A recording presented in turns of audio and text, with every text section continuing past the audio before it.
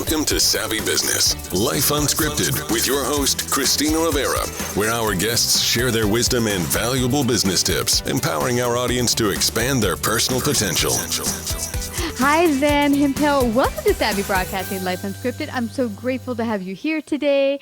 I think you are probably the only gal we've had on, or guy, who does pet portraits for a living. And I thought, how cool is this? We have to have you on because a lot of our audience are big pet aficionados, if not animal aficionados. And I have a beautiful Henry Hobbs, who's a Lhasa poodle mix.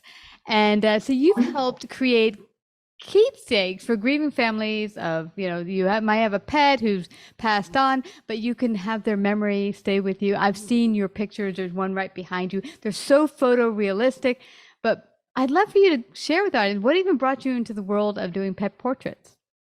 Well, it was a funny journey. I have always painted dogs. I've always drawn dogs ever since I was a little kid. And I feel like that's true for a lot of pet portrait artists.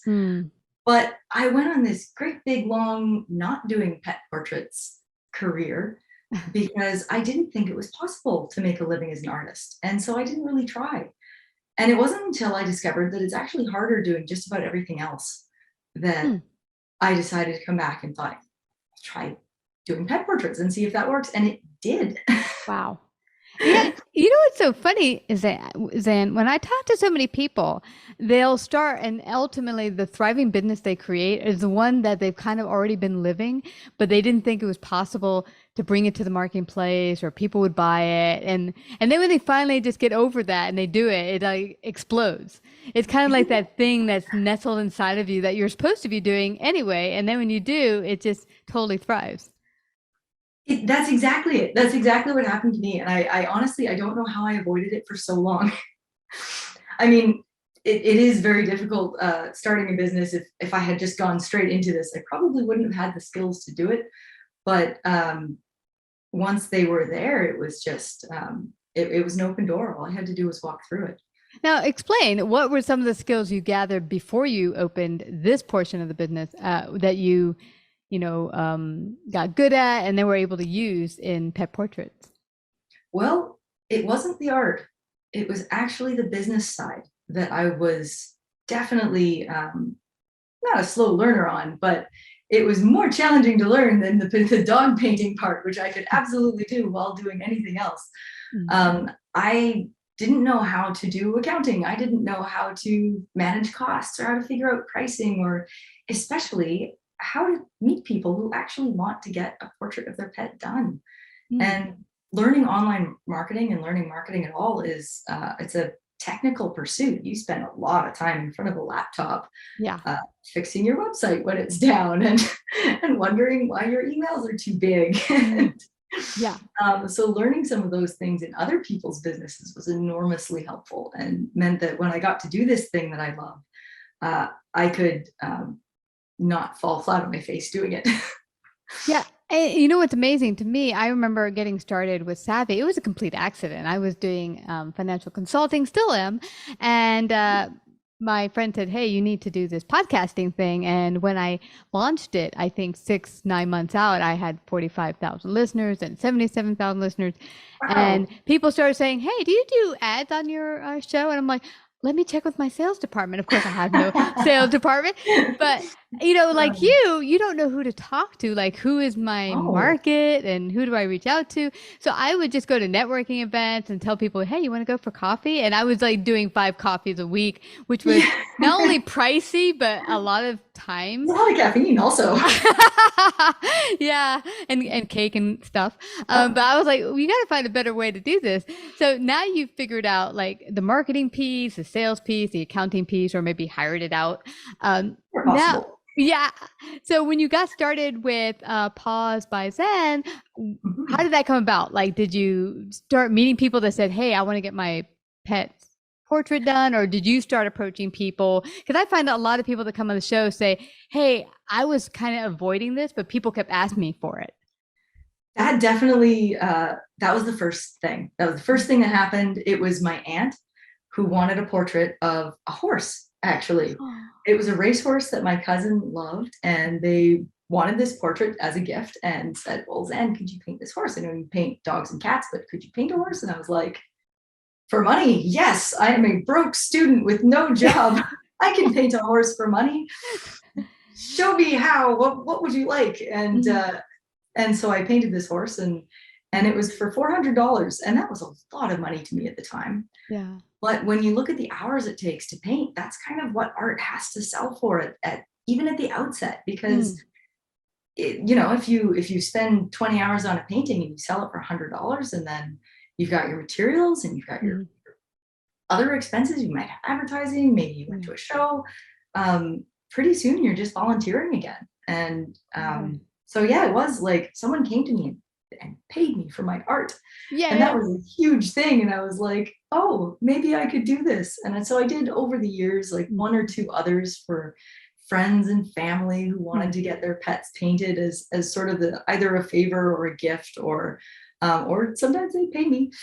And then there was this one conversation I had with a friend of mine who was going through a marketing program.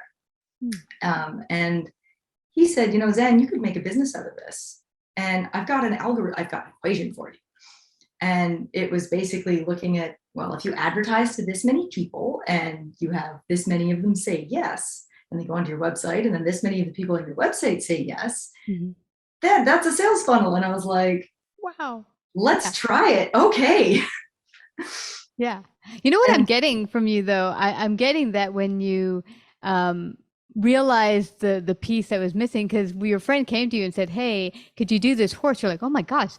And didn't it feel awesome, that money you held in your hand, even though it's $400, you're like, I got this from doing something I totally love. Oh my gosh, yes. I felt like I could do that all day. If I could do that all day, life would be just night and day from where it was. And it is. Yeah. Yeah, it was an incredible thing. Yeah, and I'm so glad the funnel worked, because it is such a thing that, I could see so many people loving. Now, here's the thing. Someone said to me earlier when I told them I was going to interview with you, they're like, well, couldn't they just take a picture and have it done through Photoshop or something like that? One of these. I'm like, but you don't understand. When you see Zann's pictures or her paintings, you feel the essence and the soul of the animal come through. So it's different than just taking a photograph that's just like, just a less than a second, it's a millisecond or whatever. But what comes through the painting is the spirit of the animal, the soul, which I found amazing. It's all about getting emotion, compassion, energy. When I think of why people buy art versus getting a photo, it's there is something about having a thing that is made by another human being who cared about something enough to make it for you. And it's like, it's like saying to someone, oh, well, a kiss, that's awfully challenging. You have to go meet a whole human being and go through all of this stuff. What if you just kissed like a fuzzy peach? I mean, wouldn't that be easier? It would be easier. It would be easier. Yes, it would. But I think it'd be lonely, though. Exactly. That's just it. And I think that is how people feel buying things that are mass produced is lonely. And having something, I think when people take photos themselves and print them, that is different. That is awesome.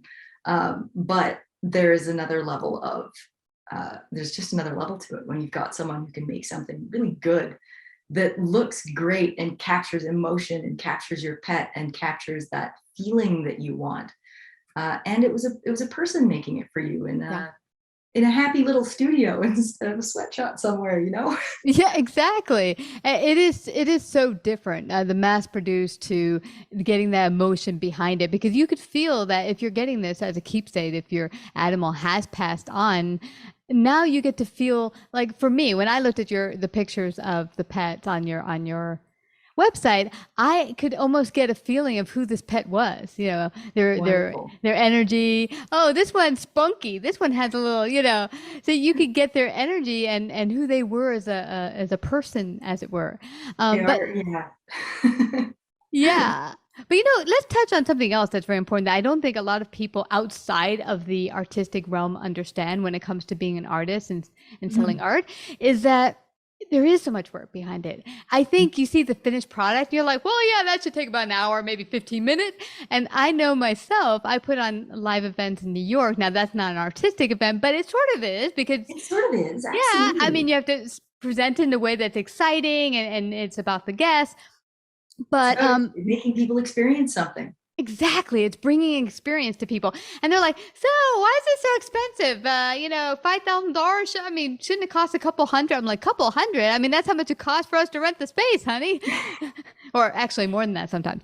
But Yeah. so explain your experiences trying to bring that transaction or bring that experience or help people understand behind what it takes to do this sort of work. Because I don't think a lot of the public understands the work that goes into painting these portraits.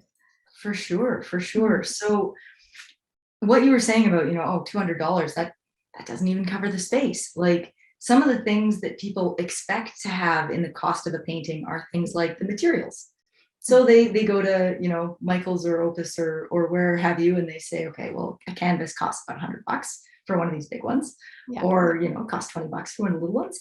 And we've got paints. Well, that's another $100. Okay, so $200, all done, neat. And then the ones who are thinking a bit more ahead start thinking, well, okay, now we've got say $100 in materials. The artist is going to have to pay themselves. Mhm. And those people think, okay, well, if it's a little, 9x12 painting, that might take, say, 6 hours. So artists should be paid more than minimum wage. Let's say maybe they get $400 for that painting. But what they don't take into account is how did you find that artist in the first place? Mhm. And for me, not only is the time part of that huge, so is the money part. Mhm. My materials, as far as my expenses go, they're less than a third. 2/3 of it is advertising and having a business presence and having business architecture that lets me do this for a living. If I was doing it for a hobby, I wouldn't need any of that, but you'd never find me because I wouldn't be out in the world. I wouldn't have a website that you can search for. I wouldn't be visible.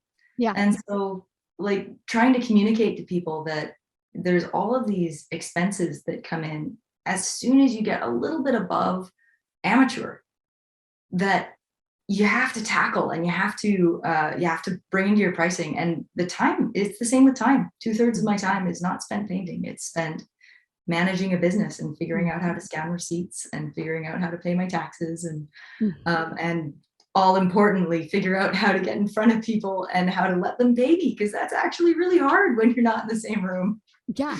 No, I get you, especially online, sometimes making that person to person connection. But something else you didn't quite touch on, but it is important that people realize this is a full functioning business, and they not only made contact with you online and found you because you were doing all these extra things, but the quality. That's the other thing, because you could, I just found a random artist online or whatever, a random business. But what's the quality you're getting from the work you're paying them to do? Not everyone is equal, and your artistic skill is amazing. And so you're paying you for your experience and your quality of work put forth, not just the hours. So there's so much involved. It's so funny hearing you say that because people do. I think people forget about that less than I forget about that. I think I'm the worst at forgetting that that's the thing that people really want. And that's the most valuable thing. It's like that famous quote from Picasso, who was, he was approached by a guy for a drawing in the pub and he whipped out something on a napkin and gave it to the guy and said, that'll be $300. And the guy's like, $300? You just did that in 2 minutes. And he's like, but it took me 10 years to figure out how to do that. And that, I do forget that. Yeah, I have probably spent over 10,000 hours painting. Oh, for sure. I have probably spent over 15,000 hours painting. If you do it full time, it adds up fast. But if you have a full-time job and don't do it full time, it's really hard to achieve that. And that's something people, I think, miss too. They look at what I do and they say, oh, you're so talented. And I'm like, no, I've put in the time. Yeah. It's a lot about time. Yeah, it totally makes sense. We'd gotten a number of years ago, I was going to hire a videographer to do our live events. And he was like, it's $10,000, blah, blah, blah. I was like, $10,000. And just like with you, he's like, do you know how many hours and what it takes to put on a video production? No, yeah, Nope. because that's not my thing. But when he explained it to me, I was like, I get you, because I just put on the live event space, whatever you're creating experience. But this is a totally different animal that I'm not familiar with. I don't have the skills, the talent, the quality to do it right. So this has been awesome. You've given people a lot of food for thought, but I want them to find out how they can get their very own portrait of their wonderful, beloved animal. How can they do that? Well, it's pretty easy. They look on my website, which is pawsbyzann.com, like, paw print, and then my name, Zann, Z-A-N-N. And they can look at my work. They can see my process. I've got videos of what I do up there. And then there's a form where they can upload their photos and choose what size of portrait they want. And then it's just like an e-commerce transaction. People pay me, and then I start work and send them updates. And I think that's something that everyone really likes as part of the process, is seeing art happen.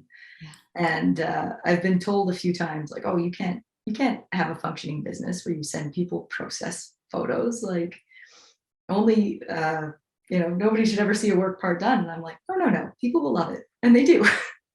Yeah, it's like seeing your house being built, that you're, having a new come along as they're building the foundation and putting the pipes in. Yeah. It gets you more and more excited to see the end result, the finished product. Yeah, totally. And it makes me evaluate my process too. I used to paint where I would do the eyes last so that they would not be smudged at all as I was working. And I stopped doing that because, well, when you send someone a mostly completed portrait with no eyes, it looks creepy as all get out. And so I accidentally horrified a few people, and then decided, like, you know what? This is actually throwing me off. I need to be able to see the whole light-dark balance of the entire piece and not be leaving the most important part blank, like some sort of weird soulless husk. I could just imagine people going, oh my gosh, did I make a mistake? Yeah. What are you doing? My poor dog.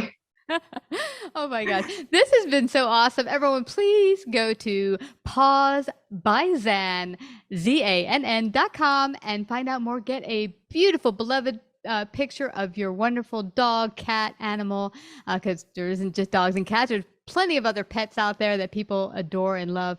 Thank you so much, Zann. It's been awesome meeting you today and having you share. Thank you. Thank you so much for having me. It's been a real pleasure. You betcha. Take care. Like, subscribe, and share this episode. To listen to more savvy episodes and savvy biz tips, go to www.lifeunscriptedradio.com. To find out about our paid sponsorship opportunities or how to become a guest, email Christina at lifeunscriptedradio.com.